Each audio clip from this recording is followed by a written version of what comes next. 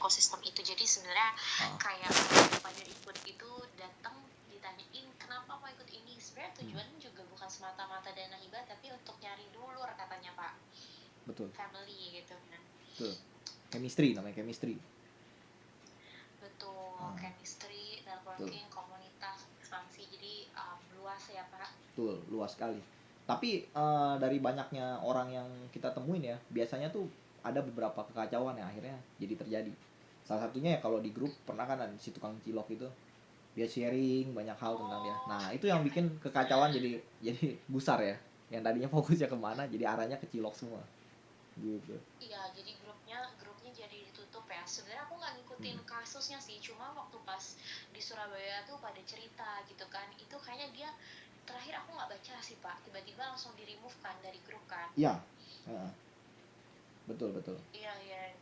Nah makanya Benar. itu dia tadi kebanyakan namanya over post ya. Over post itu membuat orang jadi apa ya, bukan menggebu-gebu lagi jadinya, malah jadi menghilangkan orang punya feel ke arah yang berkolaborasi gitu. Sayang banget sih kayak gitu. Itu tukang cilok kan sebelah kita sebenarnya, sebelah kita. Saya beringat sebelah kita waktu lagi kita komunikasi, inget gak? Oh iya, benar. Nah Yang bener kan? kita ngobrol kan. Iya itu dia. Luar biasa. Oh iya, emang itu ya orangnya satu-satunya tukang cilok. Iya dia doang, cilok beku. Padahal itu networking loh, maksudnya jejaring di situ tuh kayak kita bisa saling exchange informasi atau kita bisa saling exchange bisnis gitu ya, tapi turns out ditutup grupnya, kayak sayang sebenarnya. Iya. Tapi dia ada undang lagi ke ini ya, grup baru ya. Tahu si Yori masuk gak sih? Masuk sih harusnya. Iya masuk sih, dia bilang dia masuk di yang baru ya. Tapi kondisinya si tukang cilok udah gak diundang. Gimana Miss Indah masuk gak? Enggak, aku sih cuma masuknya di setiap fase yang memang kayak seleksinya aja Pak, kayak kan national selection, terus lanjut bootcamp lanjut battle round, jadi memang organize officially dari panitianya gitu. Oh jadi selanjutnya lah ibaratnya ya, dari yang ini next stepnya ke grup yang ini ya, dari next ini ke sini ya. Oh jadi sekarang setiap fase tuh ada grup-grupnya gitu. Oh I see. Berarti aksesnya sebenarnya lebih dipersempit lah kalau dibilang ya. Ibarat dari yang 1000 ke 500 ke 300 ya 300 ke ya 50 ke 100, berapa? 30 ya ke 24 gitu ya. Terus lanjut sampai yang aksesnya open. Tapi aksesnya open kok sebenarnya dari panitia, as long as percakapannya itu sopan. gak yang aneh-aneh gitu ya. Tepat sasaran. Iya. Benar-benar. Bukan berdebat lah. Kuncinya tuh bukan ada pada perdebatan, tapi bagaimana mengaitkan ini antara ini ke sini, bagaimana dikaitin. Karena kan kalau dari distribusinya juga udah nggak bener, ya kan. Terus percakapannya ricuh gitu ya, pasti dibubarin sama siapapun juga. Gitu. Iya, kacau sih. Karena exposure-nya di Indonesia kan udah nasional. Dulu kan masuk TV Pak, ternyata tuh aku baru tahu juga sih, kayak sampai sebelum tahun 2018, I think kayak 2018 atau 2017 tuh ternyata itu program TV nasional. Makanya sebenarnya ikut DSC itu high subjectively assessmentnya juga semi reality show ternyata kegiatannya. Betul. Emang kayak gitu. Dari yang awal di ini juga seperti itu kan konsepnya. Karena kan acara ini kan sponsor terbesarnya dari Pak Helmi Yahya ya. Jadi dia karena dari dulu bawa stasiun televisi, ya dia bikin ini seperti eksklusif event kalau dibilang. Iya, jadi gaya-gayanya ikut gaya-gaya Pak Helmi. Iya. Sempat ketemu ya? Emang kamu sempat ketemu sama si ini Pak Helmi? Udah sempat presentasi juga, tapi yang presentasi grupnya, jadi kayak udah dapat tunjangan lah dari dia, udah di fase yang sampai ketemu dekom lah, cuma memang gak sampai final aja sih kemarin. Bahkan belum sempat presentasi bisnisnya gitu, jadi kayak kemarin tuh cuma dapat kesempatan untuk presentasi grup, ada project, kita tuh bener-bener tidur di barak TNI AL, jadi kegiatannya tuh bener-bener yang pressing dari sisi waktu dan tenaga. Kalau jadi kayak bener-bener kita tuh kemarin diajak keliling ke Pelni, ke TNI, ke Kapal Yosudarso di Surabaya, dan kita tuh disuruh jualan untuk bikin bisnis model dan presentasi di depan Pak Helmi, Pak Sur, Bu Antarina gitu. Jadi kayak kemarin itu grup jadi kan ada dibentuk 3 grup dan cuma satu grup yang menang gitu. Kebetulan kita tuh temanya agak susah lah, kita jualan galangan kapal itu kita dapat tema yang paling susah dan kita kalah gitu. Jadi kayak waktu belum sampai jadi kita belum sampai final itu tuh udah dieliminasi gitu. Jadi sebenarnya tuh belum sampai di tahap kita tuh propose bisnis ke Dekom. Jadi tahapnya setelah coach yang kemarin kita national selection itu ke Dekom kan, Pak Helmi, Pak Sur, Sembuhan Karina, dan bahkan even belum pitching ke Dekom tapi udah kalah grup kita. Dan susah banget, kita bener-bener cuma berapa hari suruh jualan galangan kapal di depan direktur finance Pelni gitu. Kayak wah, itu benar-benar Struggle ya. challenging dan memang ya super super super sulit lah kalau kita ngomongin, karena dibagi tiga kan, kayak di randomly pick. Jadi kayak kita dapat jualan galangan kapal gitu. Wah, itu benar-benar out of topic sebenarnya. Iya sih ya, masa orang dari difabel ngurusnya ke galangan kapal, nggak nyambung juga itu. Pokoknya kita benar-benar kayak challenging, cuma beruntungnya ketemu orang-orang. Kayak dari bootcamp aja kan 45 orang gitu kan, itu benar-benar bisnisnya luar biasa kan. Tapi kebanyakan yang menang sih yang consumer goods ya, yang memang dia kayak langsung ke konsumennya. Dan memang kayaknya secara revenue wise itu udah bener-bener gede sih. Kayak yang juara 1 itu udah dari Salatiga, dia punya bisnis keramik. Gak apa-apa lah, ini spoiler dikit ya, walaupun sebenarnya belum tayang dan harus dirahasiakan, tapi it's okay anyway. Kayak dia ekspor ke 16 negara, jadi dia punya keramik.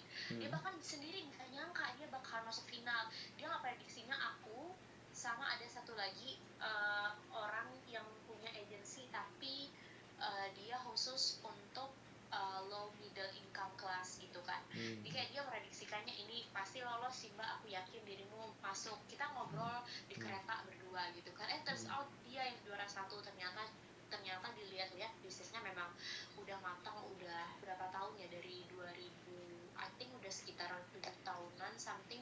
Dia udah punya pabrik besar, dia udah ekspor ke 16 negara, pabriknya di Salatiga. Jadi kayak benar-benar secara revenue, secara income stream itu dia udah sangat-sangat strong banget, karena sama-sama butuh exposure kan. Jadi kayaknya dia juga terpilih gitu kan. Kalau ngomongin aku biasanya baru jalan 2-3 bulan kan, jadi kayak mungkin secara bisnis untuk scale up-nya nggak eksponensial secara perspektif DSC kali. Jadi kayaknya kalau mau ikut lagi pun better udah kuatin foundationsnya untuk revenue-nya, dan juga kalau bisa bangun personal branding sih aku rasa. Oh, emang kamu belum punya personal branding? Aku udah punya personal branding, tapi ini nih maksudnya lebih kepada kayak banyak followers di Instagram atau di media sosial. Jadi ada emang yang di kemarin expanding tuh juga? malah kita kira dia ya kira kayak dia nggak bakalan masuk gitu kan, karena tuh dapat judgement lumayan kritis lah, kritik dari beberapa orang gitu kan.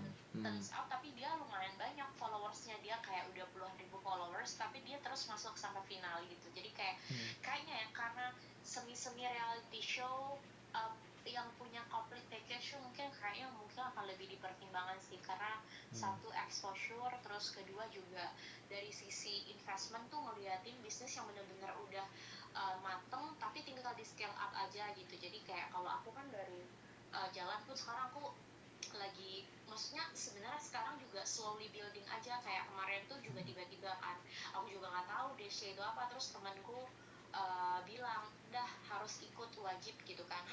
Bisnisku baru jalan gitu kan, kayak ini mau showing apa gitu dan lain-lain. Turns out malah dari kemarin itu aku ada project sama juri yang dia The Asian Network alumni gitu kan. Jadi kayak dari situ sih enaknya kalau jadi kayak kemarin malah proyekan sama yang punya street sushi kalau misalkan di room 1. Jadi kayak kemarin dia endorse pakai disability flexor gitu sih. Jadi kayak ambil blessing in disguise aja, jadi banyak networking sih, misalnya termasuk ketemu dirimu gitu ya. Iya, betul Miss Indah. Termasuk luar biasa loh ini. Kalau dibilang ya, ibaratnya udah connecting ke 3 koneksi lah ibaratnya kalau Miss Indah jalanin sampai sekarang ya. Yang pertama kayak yang tadi ya, Sushi Street gitu ya, terus juga ke arah yang cukup bagus ngelihat peluang gitu ya. Karena kalau kita lihat secara misalkan orang mau dapat organic followers, pasti kan dia harus ada campaign kan. Nah, campaign seperti apa yang harus dia canangkan secara kritis yang membuat seseorang itu jadi percaya bahwa ini akan viral nih. Nah, disitulah scalable bisnisnya muncul gitu ya.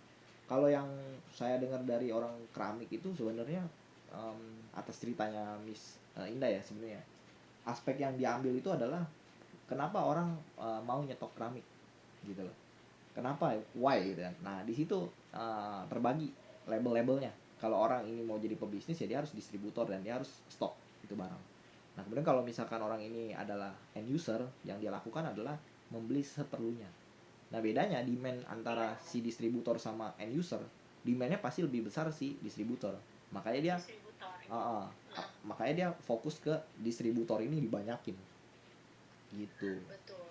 Makanya Dia luar biasa di situ sih. Dia gimana tuh? iya benar-benar, dia pun bilang kalau ngomongin marketnya kan dia produksinya di Salatiga. Ya. Dia bilang masa malah justru di Salatiga tuh nggak ada orang yang beli karena maksudnya in terms of harga Ya. itu mahal, expensive pasti gitu kan. Terus juga kayak end user pun juga mungkin nggak sebanyak itu. Makanya sebenarnya dia tuh kemarin masih ada janji sama aku, sebenarnya kita tuh mau ngembangin, dia mau ngajarin aku bisnis lah. Kalau dia bilang kan kalau yang disability aku sekarang mungkin bisa slowly jalan gitu kan, tapi memang Indah harus ada produk yang daily earning gitu kan. Dia bilang nanti dia ajarin lah cara distribusinya gitu kan, mulai dari kayak marketplace gitu kan. Dia maksudnya lumayan deket lah sama aku. Kemarin pun dia cerita ke aku satu-satunya orang yang ngobrol lumayan lama sama dia tuh aku gitu kan. Kayak kita satu visi lah, berdua, satu visi nih ceritanya. Kenapa? Satu visi lah ceritanya. Iya, cocok lah ngobrol sama dia gitu kan. Kayak waktu pas di kereta dari Surabaya ke Jakarta, kita duduk berdua gitu kan. Dia juga nggak yang kan sebenarnya dia juara. Dia ngerasa aku punya potensi. Dia juara berapa sih ngomong-ngomong ini? Juara berapa deh? Kenapa? Dia juara berapa sih? Juara 1, itu dia best of the best. Iya. Nggak nyangka ya. Dia ternyata best of the bestnya tahun ini gitu. Jadi kayak dia bilang aku yakin dirimu punya potensi, tinggal cuma kalau jalan bisnis yang influencer disabilitas tuh mungkin kan karena cycle-nya B2B dan orang baru tahu, dan bahkan ini produk baru atau service baru, jadi mungkin kayak perlu conviction. Bukan long proses sebenarnya, perlu conviction untuk memviralkan ini. Karena kalau nggak ada convictionnya susah juga ya. Kitanya harus punya conviction. Gitu. Exactly, conviction, dan memang harus testing out dulu kan ke berbagai jenis campaign. Betul. Dan itu nggak semua brand juga willingly to pay dulu, karena kan orang mau ngelihat dulu hasilnya. Gitu kan. Betul. Hasilnya ya, dulu orang mau lihat. Kata dia, kalau bisa punya satu produk. Anyway, ini namanya siapa yang menang?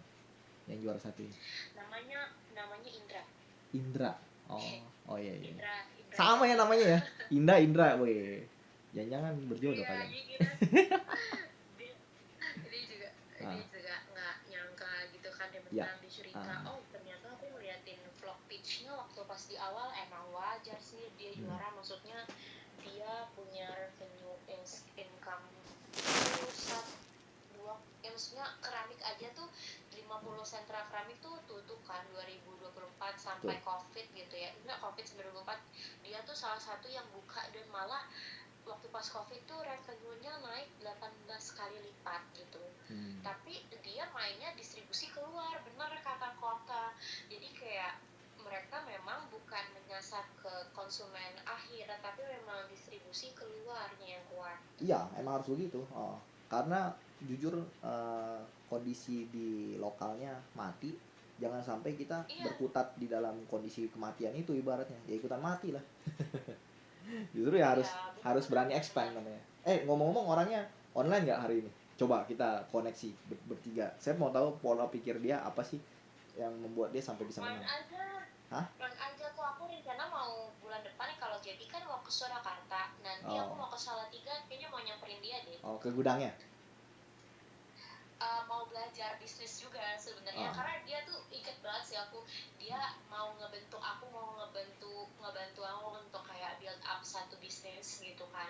Sekarang aku prosesnya memang masih mencari sebenarnya bisnis yang bisa earning duluan dan lebih cepat tuh. Aku tuh lagi open to opportunity kan kok, jadi Hmm, kayak hmm, kata dia, ayo mbak aku ajarin dari awal, dari nol tak ajarin hmm, katanya sampai bisa katanya. hmm, Maksudnya dia mau sharing kayak gimana dia ngebangun Naruna ini gitu dari awal. hmm. Dia tuh awalnya malah dropshipper kok.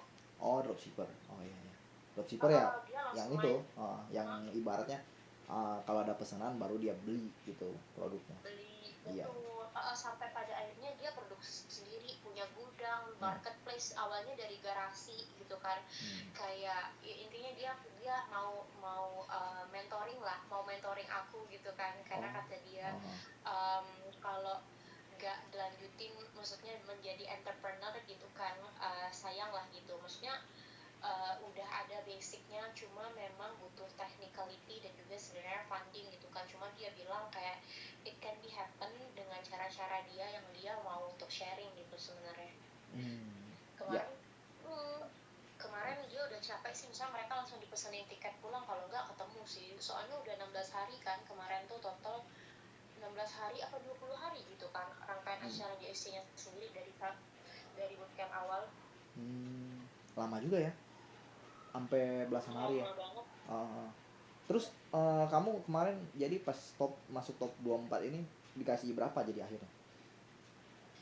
Dikasihnya di atas 3 juta. 5 juta. Nggak di bawah itu sih. Ya udahlah, kurang lebih segitu ya. Nggak apa-apa, berarti anggapnya ibaratnya kayak gajian lah, ibaratnya sebulan, ibaratnya gitu. Iya. Kalau yang kemarin ini kita Iya. sharing-sharing yang aduh, NMP, numpang makan pulang, si itu, si Bayu. Saya Bayu. iya, dia bilang, Iya. bro kita kayaknya mesti nyari lagi. Dia ngobrol sama temennya si Ray ya, Ryanza ya. Ya dia, Kocak. Iya. nah Si dia bilang kita Raza mesti nyari Raza. lagi. Oh iya iya, si Raza, kita mesti nyari lagi bro katanya di BNI. saya saya ketawa juga kan. Terus saya bilang, lu mendingan ke Kocak BSI deh. aja. Saya bilang ke BSI bro. BSI kenapa kok katanya? BSI lu bisa nanti dapat lagi. Oh gitu, ya udah ntar daftar ya bilang. Kocak. Dia baru DM nih di LinkedIn. Oh kenapa? Dia DM. Oh, Iya, baru DM di LinkedIn nih. ah, Nah, ah. aku connect sama dia kan. Oh iya Kata iya. dia, Terus, tiba-tiba dia ngechat, bu premium akun ya ternyata. Dia tiba-tiba dia nge-DM gitu, karena kita baru ah. connect kan. Oh iya iya iya. Ya sebenarnya sih dia mau premium juga ya, silakan aja kan, gratis sebulan juga. Bulan kedua baru bayar nanti. Iya Iya, iya iya. Benar iya, benar benar benar. pakai Benar benar. pakai jatah sebulan gratis. Dia Mm-mm. ini kan soalnya headhunting kan, jadi dia Ya. cariin kerja ke Hmm. orang-orang kan kok. Si Bayu, betul betul. tapi Oh, tapi nggak tahu ya, apa dia ini jadi headhunting yang beneran dia eksekusi ratusan ribuan orang gitu ya buat ke HR gitu ya, atau dia baru planning gitu ya. Karena orang kan, oh oh ini iya kok gue iya. baru baru bikin ini nih. Terus saya nanya, lu mau gak ikut acara gue, nanti lu jadi pembicara nih. Wah kok gue nggak berani kok kayak gini gini, gue juga lagi sibuk lagi. Oh berarti nih ada kemungkinan dia masih, nyalinya masih belum kuat gitu loh. Karena ada orang-orang yang saya kontak kemarin ini kan, Oh, saya ajakin jadi pengisi acara gitu ya, di JW Marriott. Satu lagi juga sempat di Hotel Mulia ya kan. Nah langsung ready tuh dari DSC juga, ada 6 orang gitu. Jadi mereka lumayan di hire juga sama kita, berapa juta gitu kemarin sekali acara ya. Jadi makanya hmm. kembali lagi konsep dimana orang ini punya nyali gak sih untuk bertanding di dalam setiap elaborasi bisnis. Kalau dia takut ya, Oh, kayak orang kecil gitu. ya tetap jadi kecil gitu, tapi kalau orang berani dia bisa jadi besar suatu saat. Jadi nggak usah Iya iya ditakutin. iya. Kalau misalkan tiba-tiba dia punya nyali dan berhasil, itu justru emang udah namanya hukum tarik menarik ya, gitu sih. Nah, Dia ternyata masih full time juga sih kayaknya ini. iya dia ya. Oh saya sih nggak tahu pasti, cuman kemarin ini saya udah 2 kali ngundang dia tapi dia nggak mau, ya udahlah, jadi diajak lagi kalau gini mah. Oh, Ngomongnya enggak aja dong lu gede kalau lu ya Bayu. padahal itu Iya, panggung untuk eksplorasi. memperkenalkan ya. Iya, Iya. itu ibaratnya cara untuk tercepat mendapat koneksi dia dari situ sebenarnya. Tapi karena orang itu Ya nggak berani, exactly. gitu. Aduh, sayang banget. Ya, sisanya Kita event-event di luar ngobrol negeri. tuh kalau ada. Ah, ya, kamu mesti mesti jadi cowok sebenarnya. Karena kebanyakan yang ini cowok ya kan. Kalau cewek kebanyakan itu sharingnya di community-nya kita. Jadi dia akan kita boosting untuk bagaimana punya jiwa melatih orang-orang dengan bahasa asing. Kalau yang cowok-cowok nih saya senangnya tuh pas dia sharing itu punya yang namanya roadmap inilah yang membuat dia tuh bisa menggiring sebuah conviction ke orang-orang yang punya biasanya tuh motivasi yang salah. Nah kalau cewek kan pemikirannya simpelnya begini, dia mau ini dan bagaimanapun caranya ini harus tembus. Nah kalau cowok kan banyak alternatif, nah alternatif ini yang di sharing maksudnya gitu. Tapi ya balik lagi nanti lihatlah, Oh, lihat I situasi lah. see. Lihat sikon lah gitu sih. Oh, iya iya. Miss Boleh Indah. kabarin aja kalau ada opportunity yang cewek. Maksudnya aku Hmm. kalau mau bahasa asing pun Pak, Bisa bisa lah. Aku bahasa apa belakangan tuh? sering sih jadi tutor Uh, tutor bahasa di Belanda, luar. Belanda, Korea gitu, Jepang, Yunani, bisa semua. Inggris nggak ada. Inggris terlalu standar sebenarnya ya, karena Inggris itu di beberapa negara malah nggak terlalu populer gitu ya. Bahkan negara-negara yang kemarin kita sempat post itu uh, not applied with English language gitu, not applied loh. Artinya benar-benar harus Oh, bahasan iya. ibunya mereka di negaranya di situ, kayak Oslo gitu ya, Norwegia gitu. Kalau Makanya banyak kenalan aku explore baru. banyak kok, maksudnya di Uh, Belanda, di Belgium, di uh, Pakistan. Aku uh, dulu sempat exchange study kan di Malaysia dan uh. itu connect sama banyak orang. Mungkin kalau butuh apa maksudnya Hmm. tutor dari sana bisa Hmm. sih sebenarnya. Oh, bisa lah ya. Kalau kalau tutor kita juga banyak sebenarnya. Cuman yang nggak ada itu adalah bagaimana caranya mereka itu bisa imbus di market dengan bahasa asing tadi. Oh, Gitu. Karena kalau tutor itu kan hanya menerjemahkan apa yang dimaksud dengan ini. Nah, itulah yang diajarin gitu. Tapi kalau secara praktikal siapa yang melakukan itu? Nah, itu yang menjadi kesaksian atau testimoni terbaik buat di grup yang discussion ini. Gitu. oh, Kita kan bikinnya oh FGD ngerti namanya. ngerti. Miss. Makanya saya bilang coba Miss Indah uh, jalan ini kan ada 4 ya kan. Dari 4 project ini yang tadi Siori udah bilang, Siori tadi kan ada ngomongin tentang bagaimana caranya untuk imbus di market kelas dari bawah terus naik nyampe menengah dan ke atas. Nah stepnya itu sebenarnya kalau saya itu simpelnya do what you want, apa yang kamu mau itulah yang kamu lakukan. Jadi jangan nanti nungguin orang apa yang dikasih baru kita mikirin strateginya apa nih gitu loh, karena nggak akan didu gitu loh, nggak akan didu, pasti dia hanya akan explore explore dan explore, dan kebanyakan kitanya explore ini nggak akan ketemu yang namanya end goal, yakni adalah scale up more than you know gitu loh. Jadi kita kebanyakan kan kalau bisnis kan taunya bagaimana bisnis ini punya revenue aja kan. Nah, bagaimana caranya menghasilkan long lasting income kalau misalkan kita taunya hanya di revenue yang dihasilkan berdasarkan inovasi gitu loh. Nah, konsep ini sebenarnya bakal bertolak belakang kalau sama orang-orang konvensional karena sekarang kan udah 4.0 ya. Artinya kita justru harusnya meninggalkan sebuah legacy nama baik yang membuat bisnis kita itu diingat dari masa ke masa gitu, dari waktu ke waktu. Kalau misalkan tadi saya udah sempat tanya sama teman saya di Artisan Pro. Kamu tahu Artisan Pro gak? Oh, kayaknya pernah denger deh. Iya, dia MUA, makeup artist gitu. Jadi dia Iya iya iya. komoditasnya itu menjual abu alis mata ke kalau nggak salah 90-an negara kalau nggak salah. Jadi dia ekspor.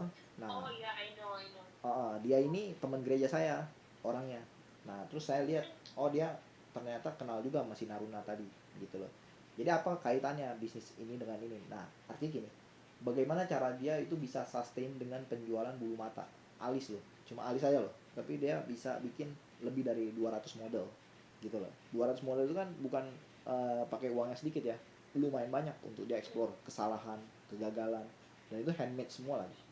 Nah itulah yang disebut dengan bagaimana Iya iya do benar. do what you want. Jadi kalau misalnya kita udah Iya. tahu do-nya apa, kita nggak akan ragu lagi dengan beberapa masalah yang terjadi seperti regulasi nggak mendukung, seperti budget nggak mendukung, tim nggak mendukung. Nah jadi itu semua jadi ibaratnya hanya bias aja gitu loh.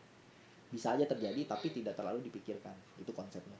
Jadi saya juga Iya. ngobrol sama guru agama saya juga di ini ya, di WhatsApp ya, ngobrol-ngobrol, teleponan sama dia 20 menit, dan ngobrolnya itu sebenarnya tentang bagaimana melihat unlock potential market. Padahal dia guru loh, tapi dia belajar sama muridnya gitu loh.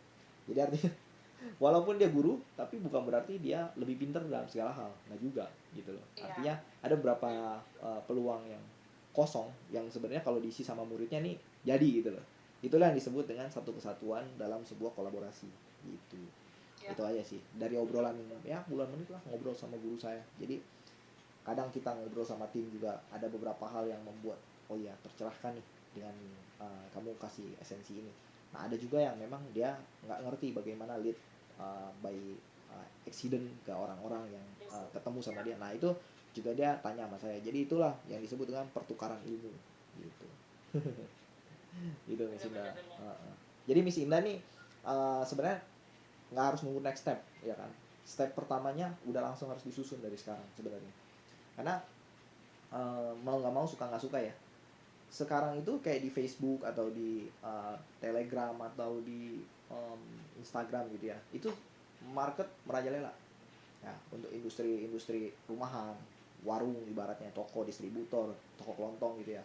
Itu merajalela. Mereka melihat progres dari inovasi yang dibentuk oleh B2C atau B2B market yang menyuplai ke mereka. Nah konsepnya kalau kita kan untuk lokal itu main di Citrun, terus pupuk, ya kan, terus sama kita main di pakan, ya kan. Nah kalau misalkan ada beberapa hal yang kita bisa bantuin buat kebutuhan rumah tangga sejenis seperti itu, nah boleh tuh di ibaratnya explore lah ya, di explore, terus juga dilatih bagaimana cara untuk ngobrol sama orang dari end buyer-nya, karena ini penting banget nih ketemunya sama orang-orang end buyer soalnya seperti itu. Kamu ada pandangan nggak? Oke, so aku belum kebayang aja sih maksudnya, karena kan aku belum pernah nih di industri yang kayak kok jalanin gitu kan. In real produknya, terus kayak apa ya, marketnya, penetrasinya tuh sekarang tuh besarnya di mana, lebih kayak ke pandangan mappingnya seperti apa sih. Ah, Sebenarnya aku tuh sekarang lagi em, nggak lagi sih, cuma kayak terakhir itu aku sempat bisnis telur cage free gitu kan. Nah, oh, ada supplier ah, yang mau nawarin dipakai gudangnya gitu kan, karena dia nggak punya orang untuk ekspansi di Jakarta. ah, Nah makanya tadi pas kok tanya di DM IG, ini gudangnya itu yang cold chains atau yang dry dry storage dry, gitu, kayak dry aja. Kita mah nggak usah pakai cold. seperti Kalau cold apa itu kan gitu.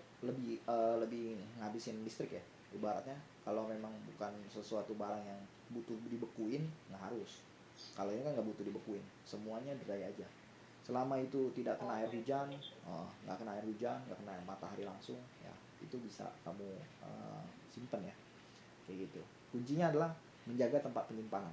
Kuncinya di situ aja sih, gitu. Oh nggak harus. Nggak harus yang Soalnya cold. kalau Kalau dia punya apa? Cold,